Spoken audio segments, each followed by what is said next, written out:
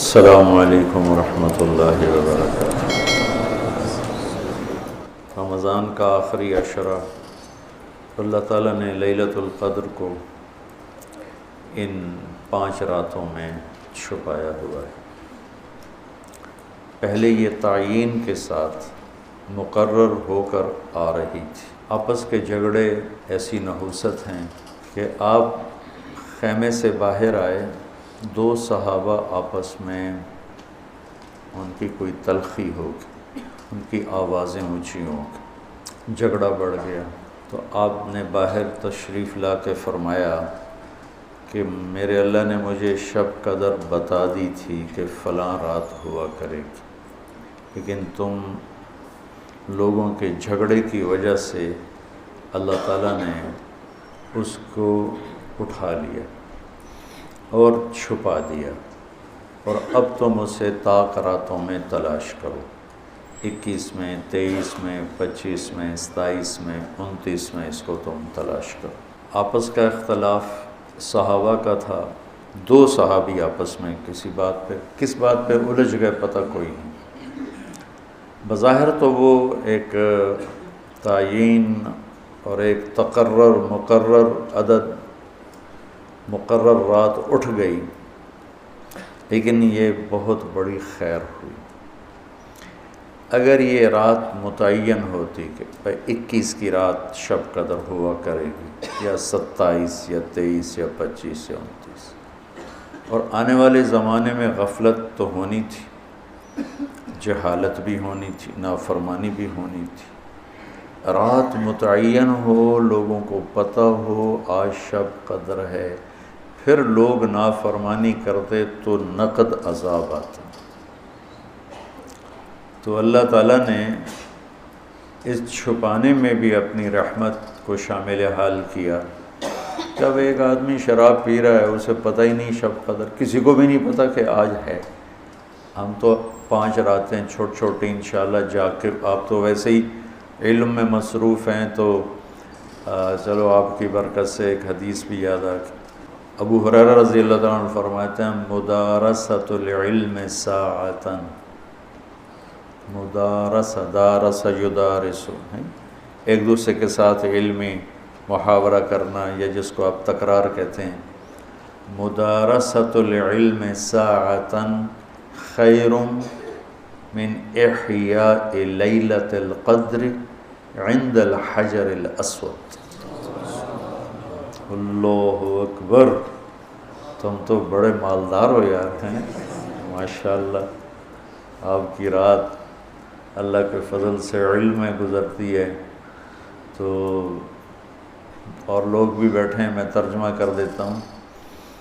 چند گھڑی، تھوڑی دیر کا علمی مذاکرہ، علمی گفتگو، علم کی طلب میں، علم کی تلاش میں، مناظرہ نہیں، لڑائی جھگڑا نہیں، علم کی طلب اور تلاش میں تھوڑی دیر علم کا مذاکرہ اور علم کی بات چیت، یہ حجر اسود کے سامنے کھڑے ہو کر لیلۃ القدر میں ساری رات نفل پڑھنے سے بہتر ہے۔ لیلۃ القدر بذات خود خیر من 1000 شہر ہے، ٹھیک ہو گیا، اور حرم کی ایک نیکی 1,00,000 کے برابر ہوتی ہے، یہ بھی ٹھیک ہے، معلوم ہے، حرم مکہ کی ایک نیکی 1,00,000 کے برابر، تو یہ رات حرم میں 1,00,000 راتوں کے برابر ہوگی۔ 1,00,000 کو 1000 سے ضرب دیں تو کتنا بنے گا؟ مولوی شاید بتائے گا، حساب اچھا کر کر 10 کروڑ مہینے بنتے ہیں،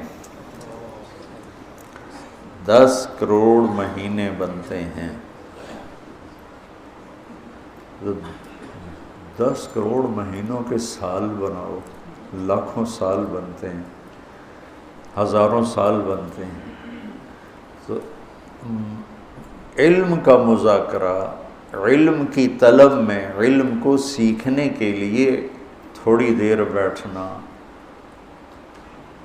وہ حجر اسود کے سامنے لیلۃ القدر میں ساری رات نفل پڑھنے سے بہتر ہے۔ یہ تو ہو گیا عام دنوں میں۔ جب یہ علم کی طلب رمضان میں ہو تو ہر عمل پہلے ہی 70 گنا بڑھ جاتا ہے۔ فرض علم کی طلب تو فرض ہے، تو فرض 70 گنا ہو جاتا ہے، نفل فرض بن جاتا ہے، تو اس کو ملٹیپلائی کرنے کے لیے کوئی کمپیوٹر بھی کام نہیں دے گا۔ یہ آپ اللہ کے فضل سے آپ کی ساری ہم نے 25 کو چھٹی رکھی ہے، 2 راتیں گھر جا کے جاگ لینا، ایک 27 کی ایک 29 کی، تو انشاءاللہ تو اب ویسے بھی آج کل راتیں چھوٹی ہیں، تو یقیناً ایک رات تو ہوگی اس میں، 5 راتیں اگر ہم جاگ لیتے ہیں یقیناً ایک رات اس میں شب قدر ہے۔ تو اللہ کے نبی شد المیزر ان آخری عشرے میں خوب محنت فرماتے، کمر کس لیتے، اور ساری زندگی اعتکاف بیٹھے۔ آپ نے کبھی اعتکاف نہیں چھوڑا، فتح مکہ پہ چھوٹا لیکن شوال میں آ کے بیٹھے، 1 مہینہ پورا اعتکاف کیا، پھر 20 دن کیا، پھر 10 دن، پھر 9 رمضان میرے نبی کو ملے، 9 رمضان۔ تو 1 میں اعتکاف چھوٹا اور باقی میں آپ نے مسلسل اعتکاف فرمایا۔ لیلۃ القدر کی صرف تلاش نہیں بلکہ اعتکاف اللہ کے در پر پڑ جانا ہوتا ہے۔ تو اعتکاف اللہ کے در پہ پڑ جانا ہے، اور اعتکاف والوں کو فضیلت ہے کہ وہ سوئے بھی ہوں تو ان کے لیے عبادت لکھی جاتی۔ باقی ہمارے جیسے لوگ تو نفل پڑھیں گے تو عبادت لکھی جائے گی، قرآن پڑھیں گے تو عبادت کا اجر لکھا جائے گا، اور اعتکاف والا سویا بھی ہو تو قلم اس کا چلتا رہتا ہے۔ اللہم لک الحمد کما انت اہلہ فصلی علی محمد کما انت اہلہ وفعل بنا ما انت اہلہ انک اہل التقوی و اہل المغفرہ۔ یا اللہ آخری عشرہ شروع ہو چکا ہے، تیری مغفرت کا، جہنم سے خلاصی کا ہے، ساری امت محمد کو جہنم سے نجات عطا فرما دے، ساری امت محمد کو جہنم سے نجات عطا فرما دے، ساری امت محمد کو جہنم سے نجات عطا فرما دے، پوری دنیا انسانیت کو کلمہ نصیب فرما دے، پوری دنیا انسانیت کو کلمہ نصیب فرما دے، پوری دنیا انسانیت کو کلمہ نصیب فرما دے۔ جو تیرے علم میں فرعون ہیں، شداد، حامان، قارون ہیں، ان کے وجود سے دھرتی کو پاک فرما دے، اور اسے امن کا، عزت کا، آبرو کا، شرم و حیا کا گہوارہ بنا دے۔ پورا عالم بے حیائی کی لپیٹ میں ہے، کفر کی لپیٹ میں ہے، میرے مولا اسے تو حیا کی چادر پہنا دے، ایمان کا نور عطا فرما دے۔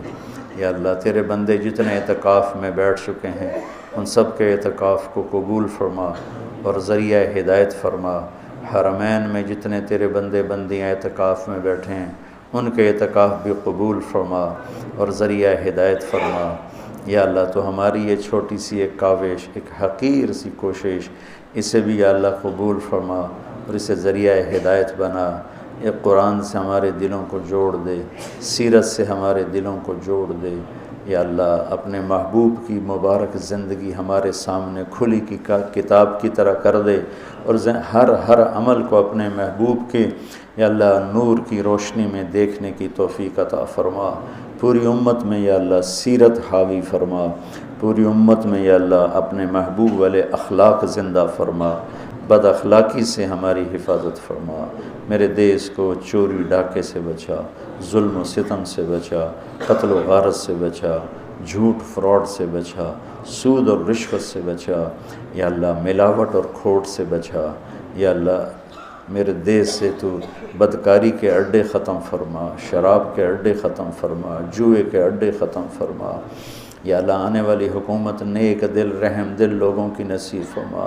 ہمیں یا اللہ ایسے لوگوں کے حوالے نہ فرما جو بددیانت ہوں، جو دھوکے باز ہوں، جو مفاد پرست ہوں۔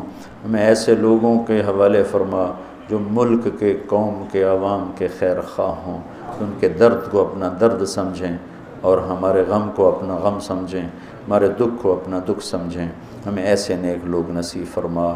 یا اللہ جہاں جہاں یہ میرے ساتھ لوگوں نے ہاتھ اٹھائے ہوئے ہیں تو سب کے حق میں ان کی دعائیں قبول فرما، ان کی حاجات کو پورا فرما، آمین۔